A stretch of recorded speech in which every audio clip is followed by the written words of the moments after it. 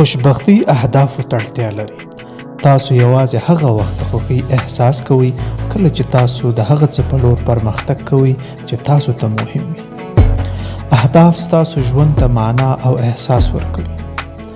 اهداف تاسو ته لارښوونه کوي.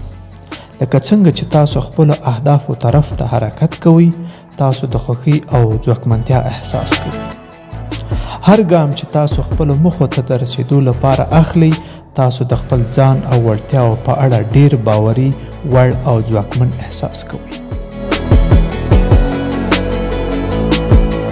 او دا به ستاسو باور نور هم زیات کړي چې تاسو کولی شئ په راتلونکي کې لوی اهداف وټاکئ او ترلاسه یې کړئ. له بې هدفه ژوند نه مرګ غوره.